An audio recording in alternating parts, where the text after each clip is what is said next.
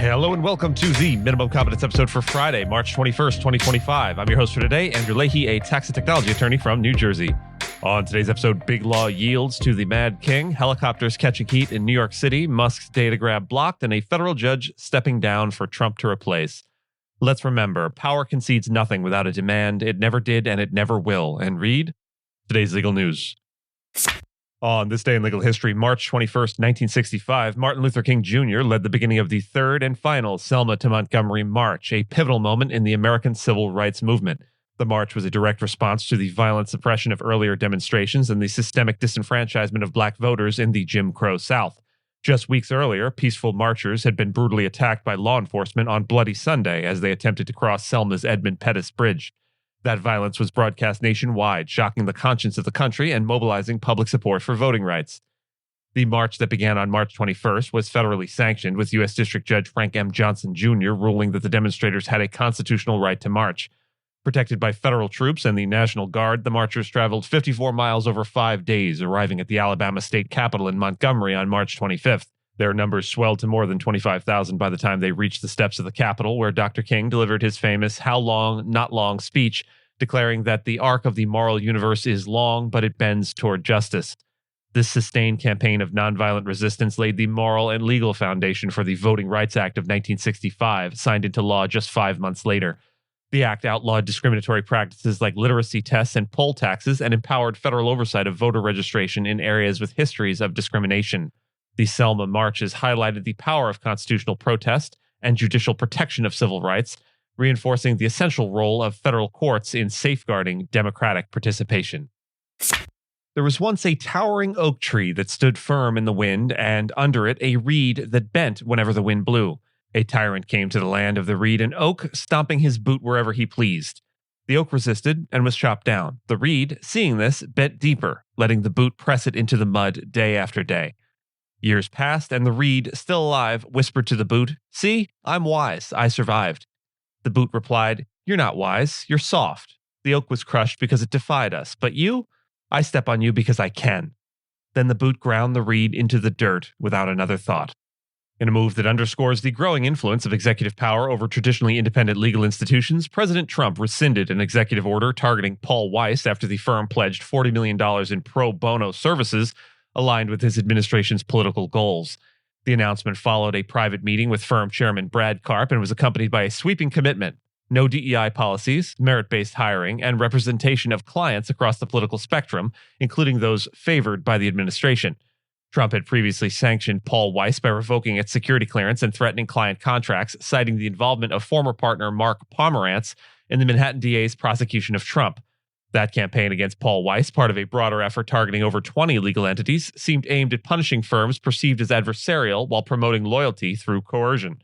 Karp's public gratitude for the order's withdrawal and his reported acknowledgement of, quote, wrongdoing by Pomerantz reads less like a principled resolution and more like a compelled confession by a simpering coward. Paul Weiss, a firm with deep Democratic ties, has now aligned itself with a president actively dismantling traditional norms around legal independence, seemingly in exchange for restored access and favor.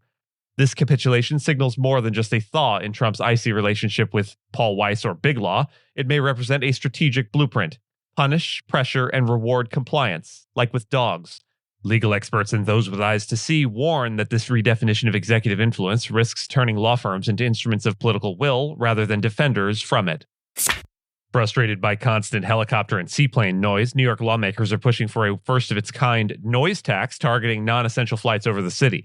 The proposal, led by State Senator Kristen Gonzalez, would charge $50 per seat or $200 per flight for tourist and luxury air travel, while exempting essential services like medical transport, law enforcement, and construction.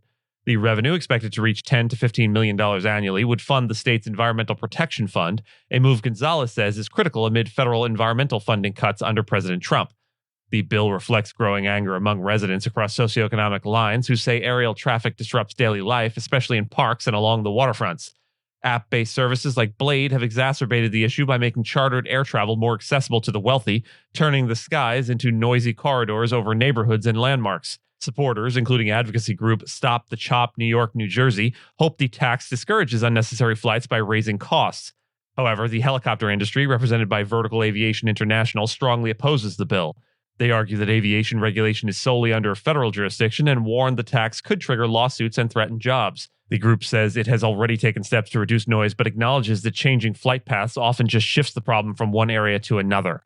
The legislation has passed the state Senate but faces challenges in the Assembly, where it stalled last year. With a budget deadline approaching on April 1st, negotiations continue.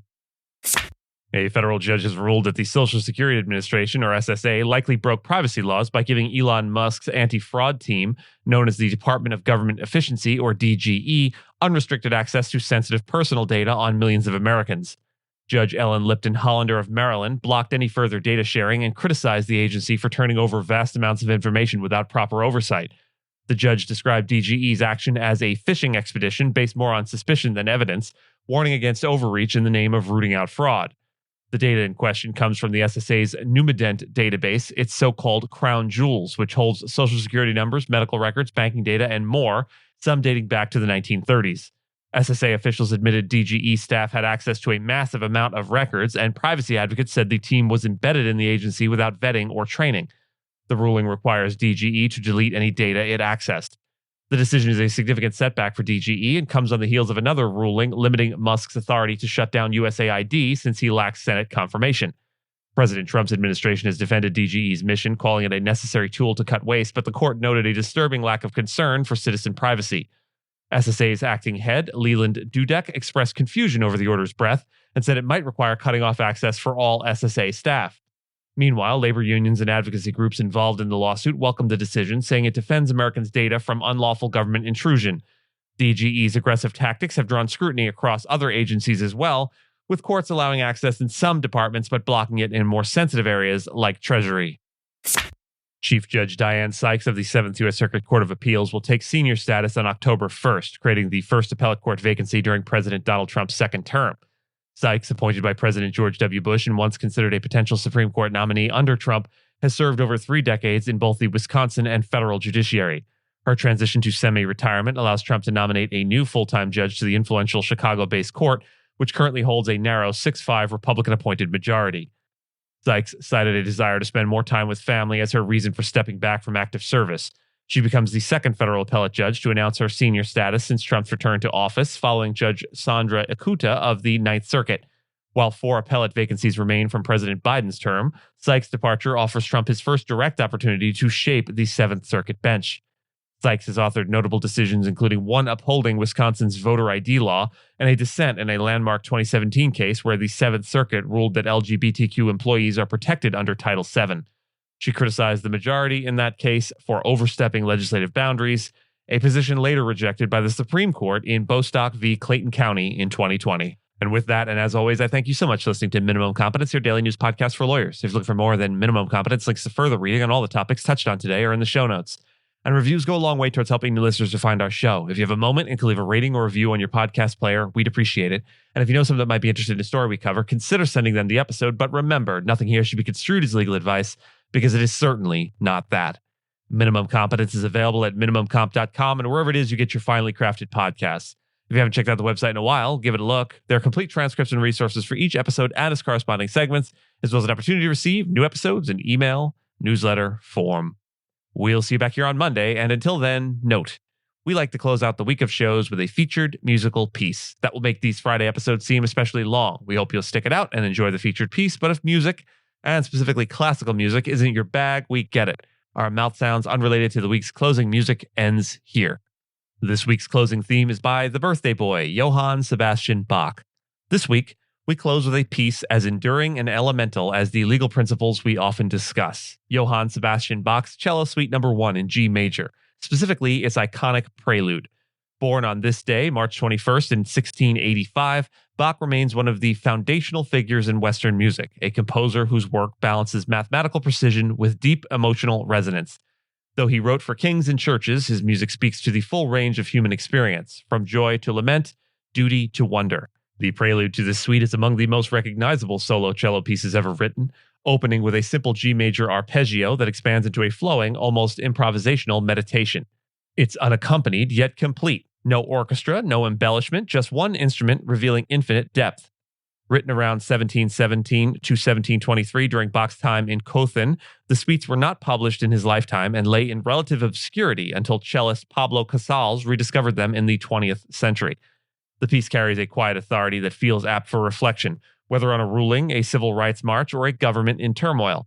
It's structured, yes, but never rigid, expressive, but never indulgent. The prelude doesn't declare or argue, it invites and it unfolds. It reminds us, like authority best wielded, that elegance lies in clarity and that restraint can be a form of power. This week, we let the steady resonance of Bach's prelude accompany us out. Without further ado, Johann Sebastian Bach's Cello Suite No. 1 in G major, the Prelude. Enjoy.